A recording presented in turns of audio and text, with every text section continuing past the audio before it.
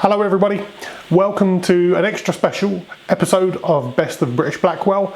Today what we're going to be doing is revisiting a recipe that I created about 5 years ago. It's probably one of my most popular videos on my YouTube channel, and it's the pork belly video where I made the crispy crackling. It's been viewed over 170,000 times, and like I said, very popular video, but every time I look at it I can always see things that I can do a little bit better, both in terms of the way I filmed the video, because it was one of the first videos that I filmed, so in terms of the kind of technology I was using and the detail I was able to kind of show you in terms of how I filmed it and the sound.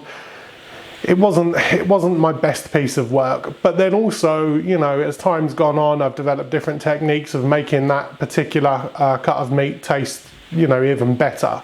So what I wanted to do is revisit that video, go back, get the same ingredient, and let's see if we can do it even better and show you in even more detail and even more clarity how best to make a beautiful piece of pork belly with extra crackly skin.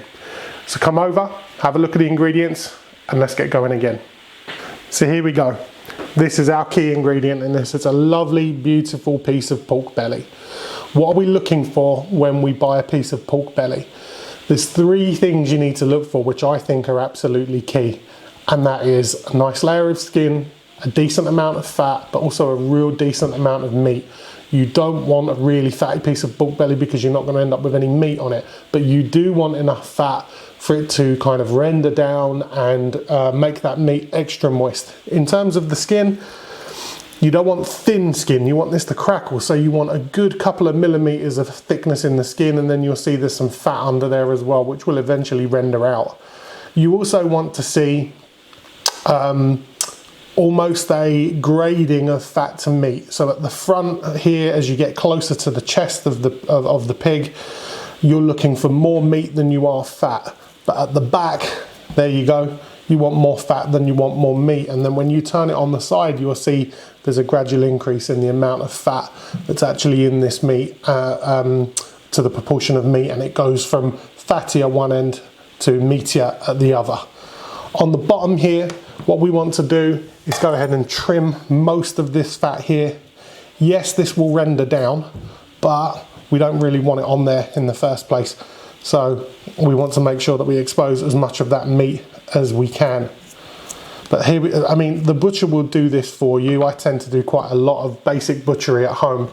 But if you just go into your butcher and explain that you're trying to make a lovely piece of crispy pork belly, they'll cut you off a lovely piece of this. And a piece this size is going to serve 4 people quite easily. Now, how do we go about prepping this to get this skin as crispy as it needs to be? Well, this is the next step here is going to be the difference between my first video 5 years ago and my video now, because I do things very differently with better results. So step 1 is always the same really. It's getting a good score on this skin. So that's getting a nice sharp knife and just scoring, not deep enough to cut the flesh, but deep enough to leave a decent mark, a decent score line in it. And we want to go over the whole piece of pork belly like this. Now, I've had disagreements with people around this because people tend to think that scoring the skin is to increase the surface texture, the surface size, so that you get more exposed skin, if you like. I don't agree with that at all. I think that all you're doing here is you're trying to create holes in the flesh which will allow moisture to come out. So you can't achieve decent crusty pork belly without scoring the skin and getting as much moisture out of it as you possibly can. Now I've done that with my big knife. Now what I've got here is a scallion chopping knife or a spring onion chopping knife. But I find this is absolutely perfect for making crispy pork belly. So what I do is once I finish with my knife is I just again run over the skin with this. Now again, I'm not trying to cut deep enough. Hopefully you can see that. I'm not trying to cut deep enough to cut this flesh. I'm just trying to open up some pockets of air in here so that at the next stage, which is adding salt to this, we will get some moisture out of it. So now we go on with our salt.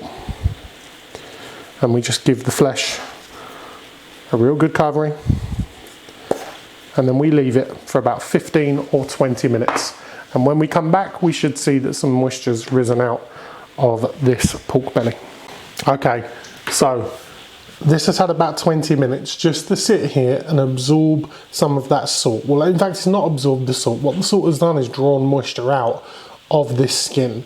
Now, hopefully here you can just about see that's all moisture on there, and that's all come from within inside this piece of meat out onto the flesh. Now we're going to move on to the step which I didn't do 5 years ago, but I absolutely insist on doing now. We're going to poach this piece of meat in boiling water for about 10 minutes. Come over and have a look at exactly how I do it, and I'll tell you why. Okay, so I've got a nice big pot of boiling water here. Nothing else in this water. No salt, nothing like that at all, completely unseasoned. Now we're going to take our piece of pork. Don't worry about washing the salt off of it. Just get that piece of pork into that water and make sure it's completely submerged. And then what you want to do is cover that over, let it come to the boil and leave it for about 10 minutes in there on a simmer. Now, why are we doing this? What's the effect of doing this? Firstly, it's going to very, very quickly and very, very partially cook the actual flesh of the meat underneath the skin. So it's going to start to cook that pork underneath the skin. Secondly, it's going to wash away the salt that we've put on the pork, so that's going to be absorbed into this boiling water.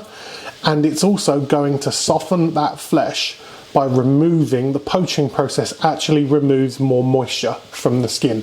It's hard to understand, and I didn't really understand how submerging something in boiling water could actually remove moisture from something, but it does, believe me, it really, really does. So we'll leave this for 10 minutes, then we'll take it out and I'll show you what it looks like once it comes out of the water and what we need to do next.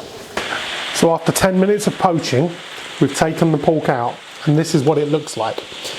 There's still a lot of softness in that flesh. However, what you can probably see is that the cooking effect has, or the effect of the poaching, has dried it out. So what we're going to do is we're going to let this cool. We're not going to put this back in the oven yet. We're going to let it sit. We're going to let it cool. The other thing I'll show you is that it's partially started to cook some of the meat around the outside as well. This is not cooked entirely, nowhere near.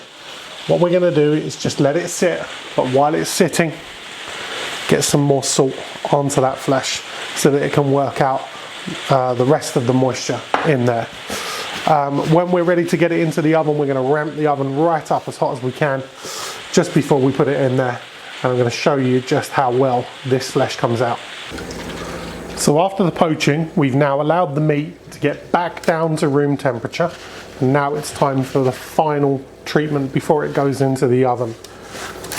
Just give it a little bit of a pat dry.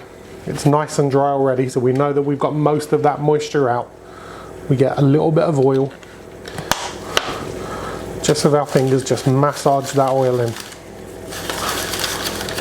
So there's some parts of this process which are similar to what we did 5 years ago, but that poaching part is the real big difference here. Just before we go into the oven now, we get our final bit of seasoning, some salt on there. Now this is going to go into an extremely hot oven. My oven at the moment is 270 degrees centigrade. I'll put down at the bottom of the clip here what that is in Fahrenheit, and that's a fan assisted oven, and we put it in when it's at its absolute hottest and then slowly but surely we draw the temperature back down. But I'll show you what this looks like after having been in the oven on 270 for about 20 minutes. So the pork belly has been in the oven now for about 15 minutes, and just take a look at that. Honestly, as you can see, lots of little mini blisters in that skin which has come out to make this. I mean, 15 minutes in, just listen to that.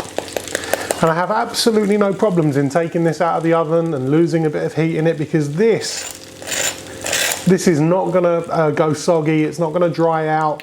this is just going to continue to stay in that state because we've removed most of the moisture from it. So what we're going to do now is turn the oven right down. We're going to go to about 200 degrees centigrade, and we're going to leave it in there for the rest of that meat in the middle to continue to cook. And I reckon in around about another 45 or 50 minutes time, that's going to be absolutely perfect. So here we go, guys. This pork has been in the oven for about another 45 minutes to 50 minutes on top of where you saw it last. I've had it outside of the oven now, just resting. As you can see, as I'm tapping that, can you see that salt? That's the salt that we put on at the beginning of the roasting process. What you're able to do is just put this on some kitchen roll. You can just tap that off. It doesn't really need to be on there, but listen to that sound that we've got going on there. That is absolutely perfect. What we're gonna do is put this on the chopping board over here. And like I did 5 years ago, we had that beautiful, beautiful crunching sound of the pork. I'm going to get the same knife out of the knife block. And this is just going to shatter like glass. Check that out. Just as moist inside, you can see that moisture there. But look at this. Look at this crackling that we got here.